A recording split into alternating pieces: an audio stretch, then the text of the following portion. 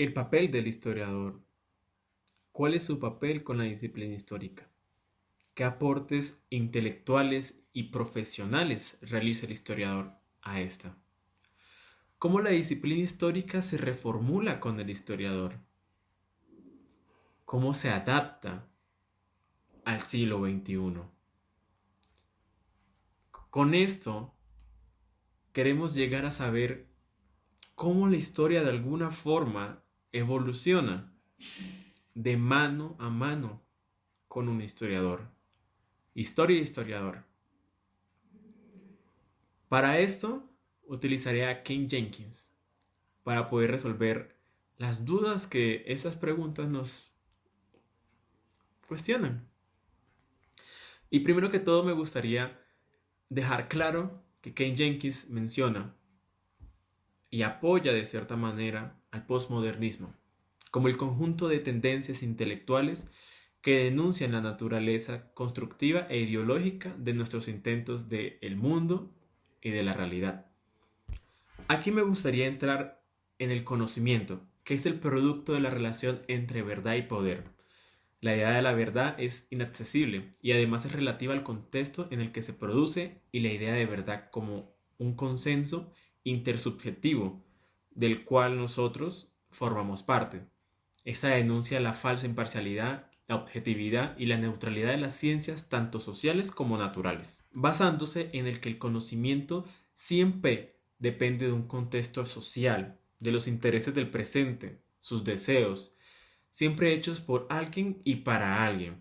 Esto nunca lo podemos olvidar porque prácticamente esto también le pasa a la historia. La historia evoluciona lentamente porque el mundo evoluciona. El mismo pensamiento de los historiadores del siglo XIX no será el mismo que los historiadores del siglo XX.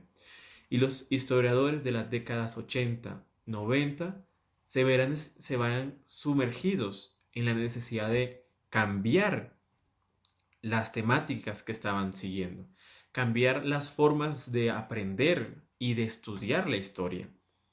Por eso hoy en día podemos encontrar gran variedad de corrientes históricas, porque en los años 80 y 90 muchos nuevos pensamientos y paradigmas históricos fueron lanzados a la luz, estudiados y han sido aclamados por el pueblo histórico. Antes de pasar de lleno a la historia, me gustaría citar a Christian Godoy, el cual se refiere a la posmodernidad como un elemento que se apoya en el agotamiento de las ideas de la razón y el progreso. Podemos decir en un primer momento que la historia no se hace a sí misma, sino que siempre es hecha por alguien y para alguien, como había mencionado anteriormente con las ideas del posmodernismo.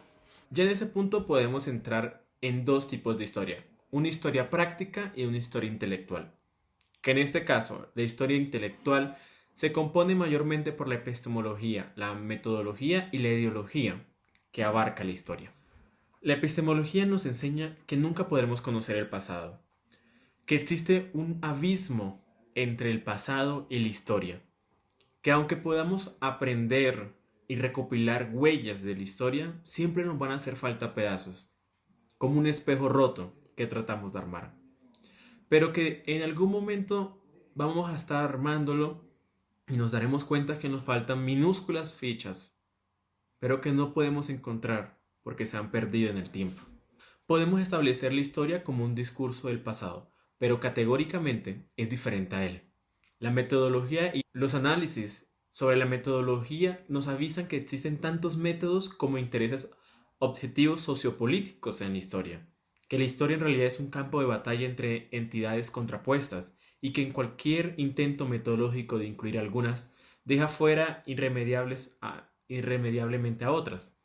Esto deja claro que la historia es un campo de batalla donde las fuerzas de nuestras propias ideologías de seres humanos convergen, en el cual pelean por ser la dominadora y la que va a permanecer y marcará la generación de los historiadores.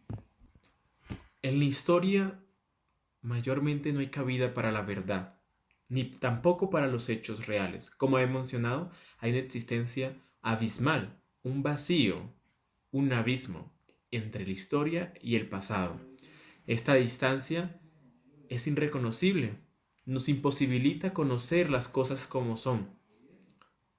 cambian nuestro punto de vista y dejamos de ser objetivos y absolutos sobre la propia historia. No existen interpretaciones neutrales. Aunque no lo queramos, siempre existen las ideologías en nosotros como historiadores que nos llevarán a apoyar algunas causas, aun cuando tratemos de buscar la justicia histórica. La existencia de diferentes personas, clases y grupos en una comunidad hacen que la historia se reescriba continuamente, porque estas comunidades lo hacen con la intención de autocomprenderse, autoconstruirse y autocomplacerse en su propia historia. No existe una historia global. Cada región, cada país y cada ciudad va a fundar su propia historia, utilizando los elementos que han transcurrido a través de esta y los que probablemente les convengan. Esto se ha vuelto un círculo vicioso que no hemos podido salir, lo cual nos ha afectado bastante, porque siempre se ha hablado de la imparcialidad histórica, pero nunca se logra esta. La historia, tanto desde el punto práctico como teórico, se ha construido a través de los intereses y las presiones, creando un discurso cambiante y problemático que aparentemente trata sobre el aspecto del mundo, el pasado. Este discurso está producido por un grupo de trabajadores con mentalidad de la actualidad, que realiza su trabajo de manera mutuamente reconocible, que están epistemológicamente, metodológicamente, ideológicamente y prácticamente posicionados y cuyos productos, una vez puestos en circulación, están sujetos a una serie de usos y abusos que lógicamente son infinitos. En este caso, podemos decir los libros. Los libros es la mejor forma en la cual este discurso de la historia se convierte en un arma político e ideológica que afecta a todo el mundo, desde jóvenes hasta adultos. Los niños son criados con una mentalidad sobre su país que puede ser muy diferente a la que verdaderamente ocurrió. Hans Kellner menciona que cada profesión produce y ampara a un sistema de ansiedades y presiones que más que cualquier otra cosa identifica a sus miembros como filósofos, críticos, abogados y, como no, historiadores. Esto nos da a entender de que desde mucho tiempo la historia no ha sido verdaderamente contada como es. La vida del pasado nos alude que la historia es intersubjetiva e ideológicamente comprometida y que la supuesta objetividad e imparcialidad en la historia son simplemente sendas quimeras existentes. Una falsa verdad que nos han querido contar. Podríamos decirlo que es más como un proyecto utópico al cual cualquier historiador le gustaría llegar, pero que de alguna u otra forma se nos hace casi imposible llegar a este.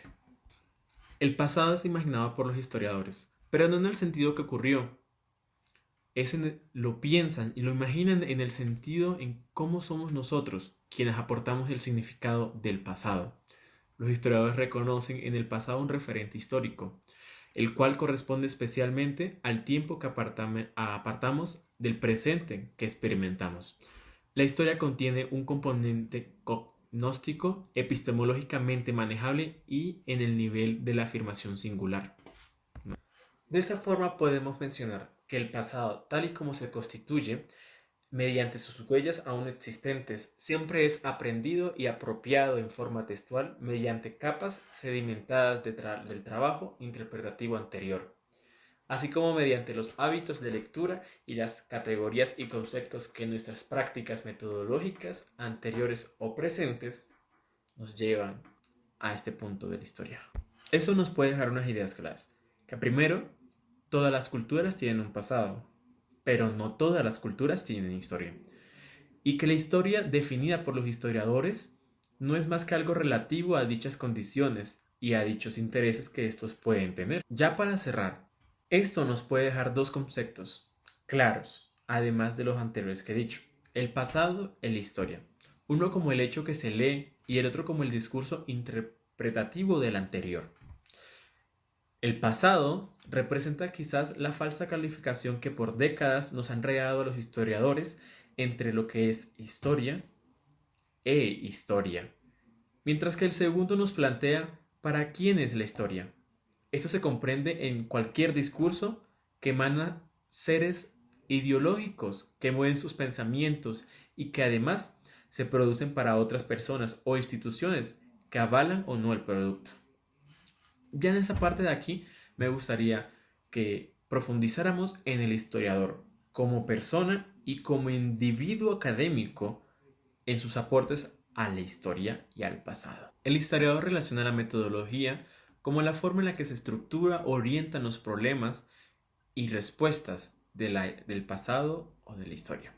Efectúa un esfuerzo sistemático que inicia con las delimitaciones de un problema de investigación, con el planteamiento de las preguntas y su viabilidad, las cuales luego se verifican a partir del análisis de la información primaria, con el fin de formular un cuerpo argumentativo y unas conclusiones consistentes. Los referentes teóricos y metodológicos de estos últimos tiempos fundamentan el oficio del historiador como el resultado de un consenso bastante ecléctico entre las formas de hacer historia que irrumpieron durante la segunda mitad del siglo XX. Esto hace referencia a las revoluciones que el historiador creó en la década de los 80 y 90, la necesidad de cambiar el son de la historia y encaminarla en un nuevo camino que vaya de mano a mano con las nuevas tecnologías y el nuevo siglo XXI que se aproximaba.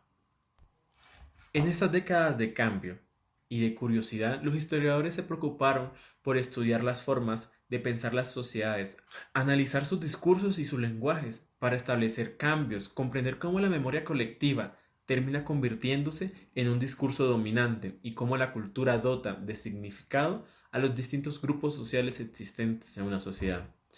Primero que todo, la escritura se convierte en un instrumento que ayuda al historiador a plasmar materialmente los juicios de sus problemas de investigación. Es el medio de representación a los acontecimientos.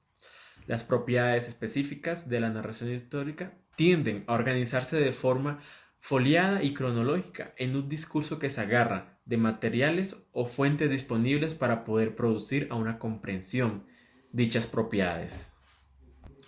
Del pasado solo nos quedan huellas y vestigios materiales que el historiador ha ido recolectando a través del tiempo y el espacio.